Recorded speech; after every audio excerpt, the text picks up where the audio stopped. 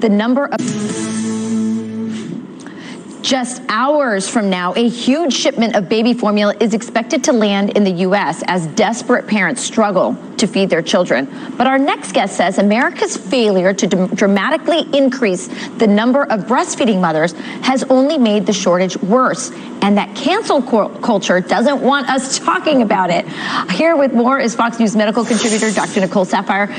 Dr. Saphier, I'm so happy you're here talking about this because it's a little bit of a taboo issue to talk about the need to increase breastfeeding. We know some women can't, and some babies are allergic to breast milk and have to be bottle fed, but talk to me about the benefits for mom and baby. Well, Rachel, the formula shortage has certainly highlighted the failures of the FDA, the monopoly on formula within our own country, but it's also highlighted this self-induced frailty that we have in our country from underutilization of breastfeeding. It is settled science. Breastfeeding is better for baby and mother, yet within the first few days of life, only about 1 in 5 children will have formula, and less than half at 3 months old are even exclusively breastfed. And yes, as you said, there are some women who cannot breastfeed, and they should not feel shamed. They should not feel that they are putting the nutrition of their child below them, because it's just a physiological truth. They can't breastfeed. But the issue that we have in this country is that more women are choosing not to breastfeed. I mean, so why? So let's talk about the why on that. Well, so, okay, you breastfed. I breastfed my 3 children for 12 months each. It is not easy. There are a lot of challenges in it. I did it when I was in school, when I was working. There are so many challenges in it that we could speak to. And these challenges do need to be considered when making that decision to breastfeed. But unfortunately, we've had declining rates of breastfeeding, and we can't talk about why. Just like we can't talk about obesity and medical illness in this country, you have this small vocal extreme that says that by saying breastfeeding is better, you're being insensitive to those who don't want to or are unable to. But that's not true. Ultimately, breast milk is better than formula for the child, and breastfeeding is better for mother and child. And we, as a medical community, need to be able to have those conversations with our patients. It's so true how political correctness has infected medicine and science. You're right. You were one of the first people to say the connection between, COVID and obesity, and people said you were being insensitive and you were fat shaming people. So let's talk about what can the government do to increase the number of women who are willing to, as you said, take the difficult step of breastfeeding. So obviously information is one of them.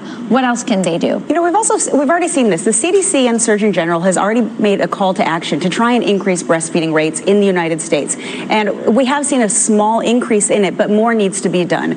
First of all, you have about 25% of working mothers actually go back to work within 25 days of their child being born. It is very difficult for women who go back to work to breastfeed. We can all attest to this. So there has to be accommodations in the workplace. And also going out to restaurants and social events. We have to take away the stigma of breastfeeding and make sure that there are safe places for women to go to breastfeed these babies, to encourage them and allow them the opportunity to breastfeed, because it is good for them and it's good for their children. There's a role for the government, but there's a role for our culture to embrace motherhood, truly embrace motherhood, and truly embrace what it takes to feed a baby with breast milk. And I agree. I have a story that I want to share with you. I remember the first time I breastfed all my babies. The last one had to have formula as well because she had Downs and struggled.